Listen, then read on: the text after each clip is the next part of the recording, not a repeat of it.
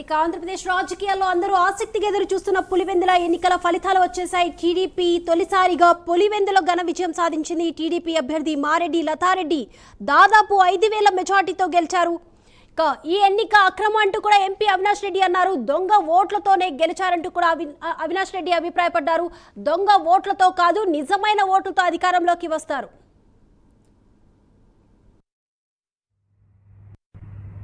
ఇవాళ జరుగుతూ ఉన్న దొంగ ఓట్ల లెక్కింపు ప్రక్రియ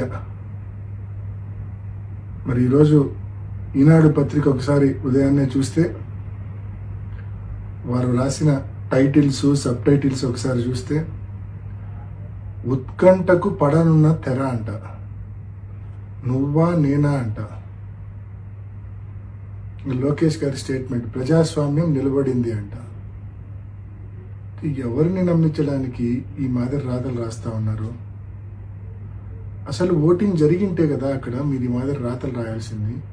జరిగిందే దొంగ ఓటింగు, దానికి మళ్ళా ఉత్కంఠ, దానికి మళ్ళా నువ్వా నేనా, దానికి మళ్ళా ప్రజాస్వామ్యం నిలబడింది అంటే నీ ఉద్దేశము దొంగ ఓటింగ్ జరిగిందన్న విషయం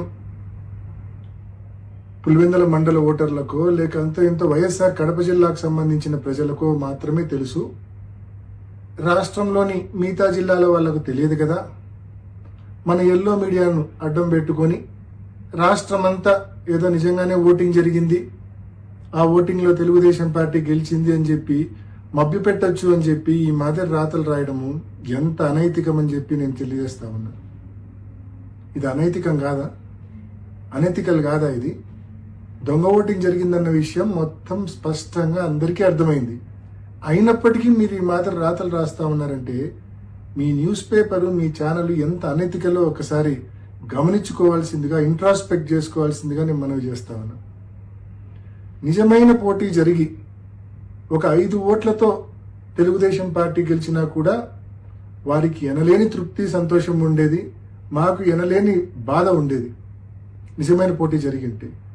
కానీ ఈ మాదిరి పోలీసుల సంపూర్ణ సహాయ సహకారాలతో వేలాది మంది తెలుగుదేశం పార్టీ కార్యకర్తలను ఈ 15 బూతుల దగ్గర పెట్టి, బూతులు ఎదురుగానే వాళ్ళని పెట్టి, మా పోలింగ్ ఏజెంట్లు లోపలికి పోకుండా అడ్డుకొని ఏజెంట్ ఫారాలు చించి నిజమైన ఓటర్లు ఇవాళ జరుగుతూ ఉన్న దొంగ ఓట్ల లెక్కింపు ప్రక్రియ మరి ఈరోజు ఈనాడు పత్రిక ఒకసారి ఉదయాన్నే చూస్తే వారు రాసిన టైటిల్స్ సబ్ టైటిల్స్ ఒకసారి చూస్తే